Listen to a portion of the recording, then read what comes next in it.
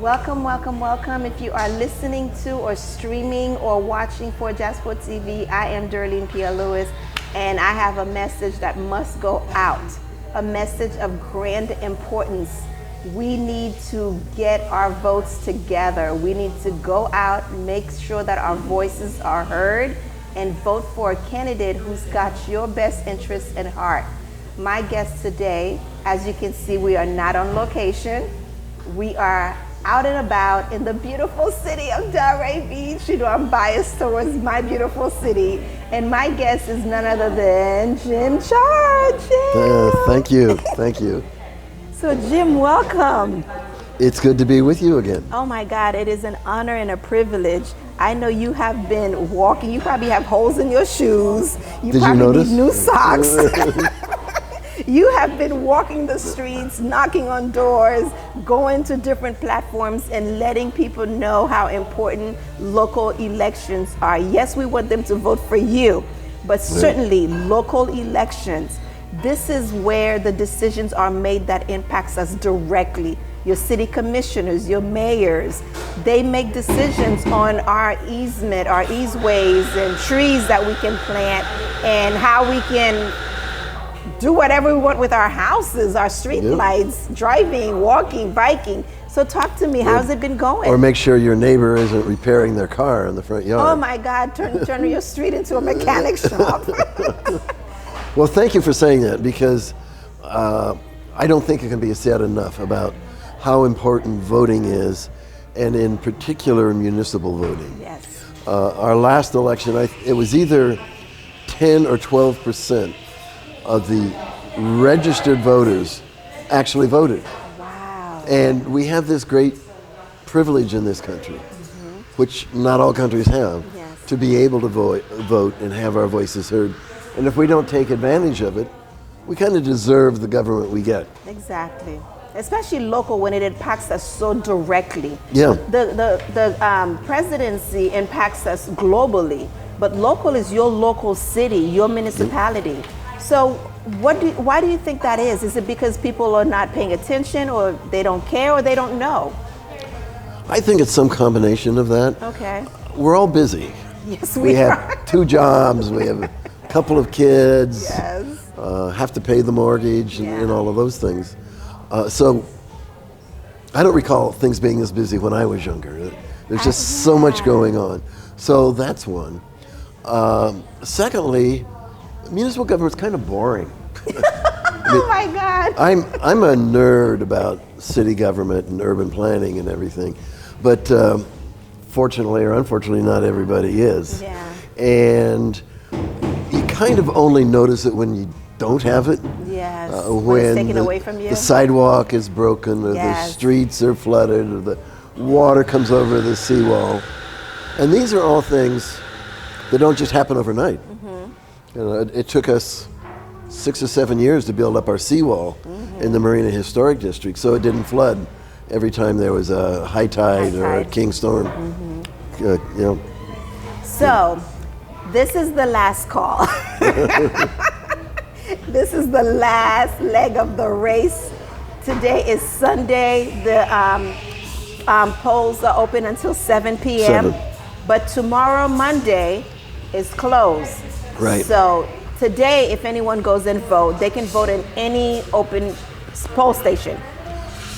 Yes and no. Yes and no. Oh, it's good to know. There's only in Delray itself 1 poll station that's open. That's it? Just the one on Northwest City Hall. First Avenue, City Hall? I didn't know that. Yeah, the next one is out at Murakami. Oh, Murakami on Linton.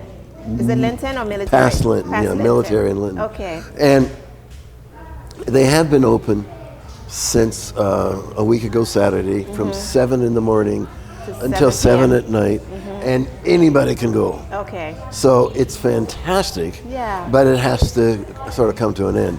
We also had vote by mail or absentee, and we had about 8,000 people in Delray asked for a vote by mail ballot, and only about half of those, only about 4,000 are in. Okay. So I think vote by mail may be a little bit controversial, but I think it's a good thing. It's a good thing, especially for, like you said, we have 2 jobs, we have kids, we have a dog, we have a cat, we have so many things going on, and so you get the mail, it's convenient. You already did your homework, Yep. You know which candidate you're going to vote for, you just bubble it in, and then you put it in the mailbox. And it already has a stamp on it. It already has a stamp. Right. You have to go find a stamp, because I don't even think I have any more stamps. Yeah. And so, but on Tuesday, which is the 19th, which is election day, they have to go to their polls, yeah. to their poll where they're Yeah. registered. And a lot of people would find this out how?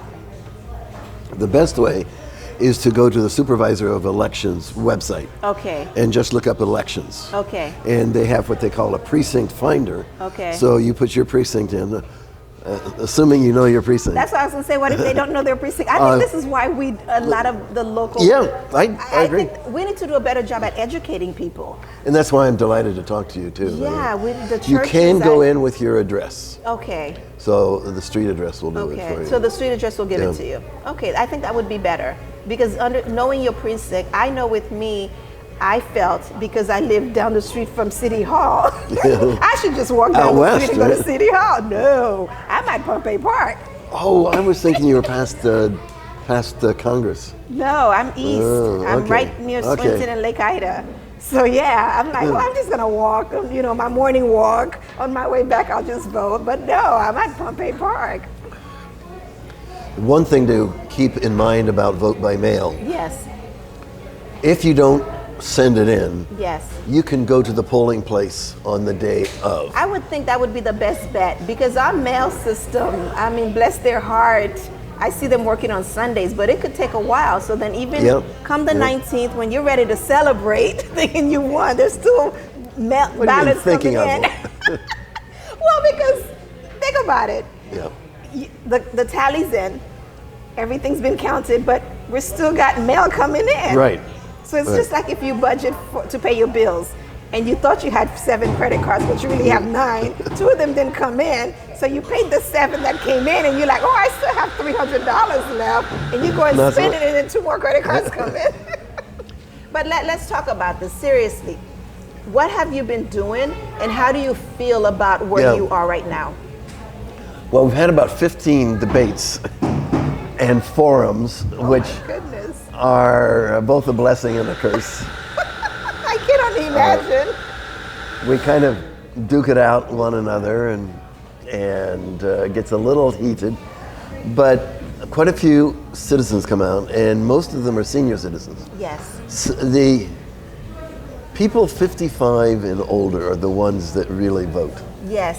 Yes. even if they have to use a wheelchair. Yes. And that's another thing like we talked about earlier. Why don't people vote? Well, younger people don't vote. Older people have the time or know the value or have been in the city long enough that they know getting the wrong person in for mayor or city commission Yes. causes problems. And the major example I would make is Old School Square. I think you and I have Yes. talked about that We've before. talked about that. That's our equivalent of Lincoln Center or Kravitz Yes, Center. Kravitz Center, yeah. And 3 people who were elected to the city commission one night just shut them down. They terminated the lease without cause. So that means they don't have to say why. Well, I would make the argument that I would never do that if I were up on the dais, and I don't think any of those people should ever be elected again. Why should people vote for you, Jim? The major thing that I believe is I've been involved in just about every organization in the city or not-for-profit.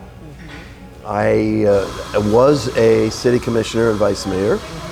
I was on the Congress Avenue Task Force. I'm currently the vice chair of the Historic Preservation Board. I helped found Human Powered Delray and Community Greening. So I could go on Yeah. and bore your listeners, but No, don't bore us, but that's important. So people Right. know you're not a new kid on the block. You've been around, you've been in Delray. Delray is your heartbeat. right. So you Right. care. You're just not looking for a vote so you can wear a new hat. You're looking for a vote so you can continue on the work you've done in the past, so that you can see the shift that our city has done, So you can do a course recorrection. I would say, if that's the right word for it. I wish you'd write my speeches for you. Because I think you said it better than I can say. And it really is a passion. I have a lot of friends who have said, you know, well, why are you doing, why are you putting Why are you torturing yourself? Yeah, you're going to have all those nasty articles written about you, some of which are funny, but, and the reason I'm willing to do that is it's important. This city is a great city. It could be an even greater city. Yes. Or it could go backward in time. Yes. We have to keep going forward. Yes. And I am committed to making sure that it keeps going forward. I think we have real problems in education that we need to address. We have real problems in economic development that we need to direct. I think the not-for-profits in this city are amazing and unique, and nobody else has what we have. And we should rely on them more in terms of culture, like Old School Square, in terms of schools and after-school programs. You mentioned Old School Square. Another place too that disappeared for us in our little, city by the... Village by the Sea. Village by the Sea is the African-American, it was by the Durant family. They ran the culture. Yeah, so I missed that. But we still have on 5th, I believe. We have the Spady Museum. Spady Museum is still around. Which is phenomenal. Yeah. It gets better every year. Fahrenheit's been doing a great job with that. Charlene Farrington. Charlene Fahrenheit, yeah. She has replaced her mother, Vera. I know. So people are going to be going out and they're going to be voting. They're going to be looking at this ballot and they're going to say, well, I don't really know much about these candidates. In a few words, what can you say to summarize you, Jim Chard, vote for me because? All right. I want to start out with public safety because that's the foundation. The clean and safe streets, parks, beaches is what our brand is all about. Okay. Secondly, we have just committed to, depending on your count, about $500 million worth of capital improvements, which were sorely needed. Water, new police headquarters, etc. And a operating budget of around $200 million. So we need somebody up there who knows how to look at a spreadsheet and a balance sheet, who knows how to handle finances. And I've done that. I've done that in the business world for Citibank and Morgan Stanley, and I've also done it in the government world. I ran the largest super agency in New York City, which had several thousand employees and a couple $1 billion in budget. And talk about being exhausted. That is exhausting. Yeah. Just listing it is exhausting. So you are running for what position and what seat? Seat 1. Seat 1. And it's important to understand that our seats don't really mean anything. I know, I had to find that the hard way. Yeah, so did one of my opponents. He thought he had a district and we had to straighten him out that you are the commissioner for the entire city. I like that. I like it too. Yeah. I mean, I don't think we need a white commissioner and a black commissioner and a female commissioner. We need just commissioners who care about our city, who care about our people, who want to see us progress and propel forward. And they're competent. Yes, that's important too. Sometimes that gets lost in all the hustle bustle. Yeah. That in the name calling and the mudslinging. Yeah. But this is a hard job. And right now the way it's constituted, it's really 2 hard jobs. You're on the CRA board. Oh, because you're automatically on the CRA board. Automatically, right. I didn't think and about that. The city commission. And it could easily be 2 full-time jobs. And you're really paid as a part-time job, or you're expected to be sort of a citizen leader, volunteer. So it's very hard for somebody who, say, has a full-time job or a job and kids.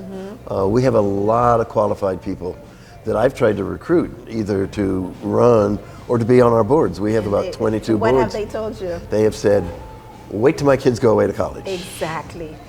And I think you and I had a conversation the last time we sat down and talked, that planning and zoning board. It was a full-time job. Thank God we didn't meet every week, but it was a full-time job, you know? But that's the commitment when you care about your city and you care about what's going on. It's not just to be on the diocese and look nice, because the Sunshine Law is no joke. No, it's very strict. For your listeners, Yes. the Sunshine Law prevents elected or appointed officials that are on the same board to talk to each other Yes. off the board. Yes. The idea is that they can't go hatch a plan in some dark back room. Yeah. That doesn't happen. But what does happen is it makes it very hard to discuss complicated issues. Yeah, elaborate on things, You know, your plan of action that you Right. can take. Yeah. Because that takes time, and it also takes a little give and take. But if you're in the glare of the spotlight Yes. and talking about it, it's sometimes hard to have a really candid, open discussion. So, but it's the law, so We have to follow it. Yeah. And I think in my opinion, it's for transparency purposes. Like you said, you don't want seat 1 and seat 2 to go meet and have their own Right. little cahoots, and now we're going to challenge seat 4 and 5, you know? So everybody has everything on the table, all the cards are on the table. We're going to openly speak about the issues Right. at hand, yay or nay, whether I agree or not, but is this the best interest for our community, for our city, for our people? And when you take it down to a board level, let's say the education board, we have 7 people on our education board, most of whom are professionals in education, most of whom have known each other for 20 years to some degree. And they can't talk to each other off the dais, yeah. out of sight. So how do you come up with policies for kindergarten, middle school, and high Yeah. school, and adult education? Yeah, It's very hard. It's hard. It makes the job hard, but it also gives you the opportunity to think outside of the box and get creative. Yes. So then when you are meeting together at your local, at the time, that you're very transparent, but you're also clear about what your idea, because that's the only time you can talk. So make sure you're saying everything you need to say. Have enough coffee before.